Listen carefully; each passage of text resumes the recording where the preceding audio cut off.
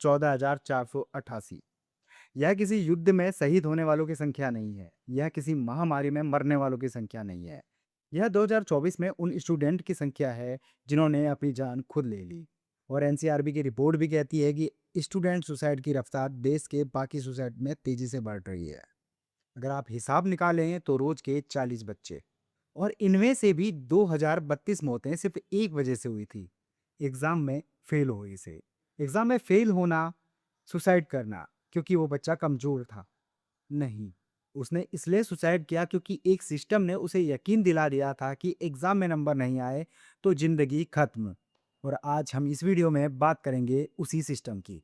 नमस्कार दोस्तों, आज बात करते हैं एक ऐसे बच्चे की जिसको फोटोग्राफी पसंद थी। सुबह उठता है, आसमान देखता है, रोशनी देखता है, सोचता है काश इस पल को मैं कैप्चर कर पाता। ये हाथ में कैमरा हो तो वो घंटों खो जाता है। लेकिन घर में क्या हो रहा है? पिताजी कहते हैं कि यह सब बाद में होगा, पहले आईआईटी निकालो। माँ कह रही है बेटा, फोटो खींचने से रोटी फोटो नहीं खींचने मिलती। से रोटी नहीं टीचर मिलती। कहते हैं कि डिस्ट्रैक्शन बंद करो, फिजिक्स पढ़ो, और वो बच्चा चुपचाप अपना कैमरा रख देता है, कोचिंग ज्वाइन कर लेता है। फिजिक्स रटता है, केमिस्ट्री रटता है और मैथ्स रटता है। और 5 साल बाद उसे न 5 साल आईआईटी बाद मिला और न न कैमरा आईआईटी रहा, मिला, न और कैमरा ना वो रहा, स्पार्क न रहा वो जो उसकी चमक आंखों में रही था। जो कभी उसकी बस एक आंखों में थका हुआ हुआ करती इंसान थी। बचा बस एक थका जो हुआ यह भी नहीं इंसान बचा। जानता कि वो एक्चुअली में क्या चाहता था। और ये कहानी मैंने नहीं बनाई है, यह कहानी आपके शहर में है, आपके मोहल्ले में है, शायद आपके अपने घर में भी हो। दुनिया के सबसे बड़े फोटोग्राफर कौन है? रघु राले। क्या उन्होंने जेईई दिया था? विराट कोहली किस इंजीनियरिंग कॉलेज से पढ़े थे? ए आर रहमान के पास कौन सी एमबीए की डिग्री है? इन सब ने एक ही काम किया जो उनके दिल ने कहा।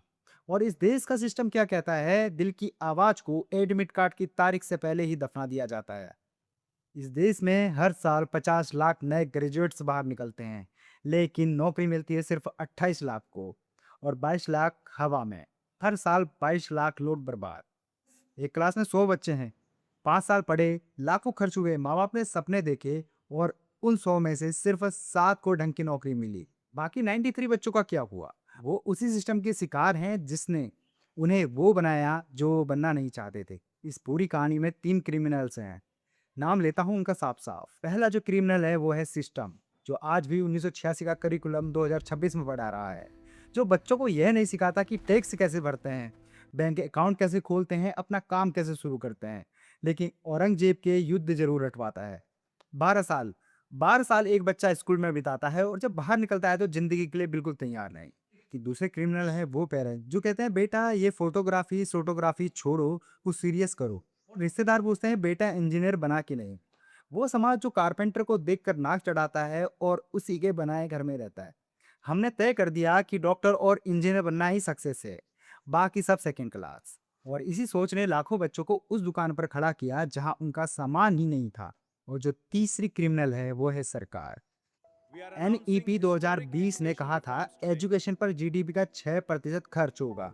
यह सिफारिश कोठारी कमीशन ने 1960 के दशक में की थी, और आज 2026 में भी इंडिया उस टारगेट के आधे तक नहीं पहुंचा है। और बजट में एजुकेशन का हिस्सा आज टोटल बजट का सिर्फ 2.5% है, जो पहले से भी कम है। हासिल बढ़ रहे हैं लेकिन बजट घट रहा है, और बच्चे मर रहे हैं। अब अगर कोई कहता है कि भाई हिस्ट्री पढ़ना जरूरी है, नागरिक को इतिहास पता होना चाहिए, ये बात बिल्कुल सही है। लेकिन एक सवाल, जब वो बच्चा इंटरव्यू में बैठेगा, क्या इंटरव्यूअर पूछेगा कि पानीपत की तीसरी लड़ाई कब हुई, या पूछेगा क्या तुम कुछ बना सकते हो?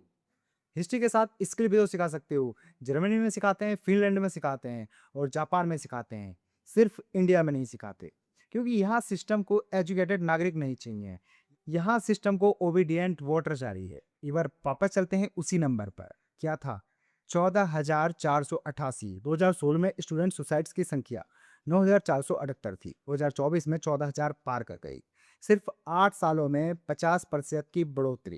दोस्तों, हर साल नई पॉलिसी लाई जाती है, हर साल बजट का ऐलान होता है, हर साल नेता भाषण देते हैं, और हर साल मरने वालों की लिस्ट में नाम बढ़ते जाते हैं।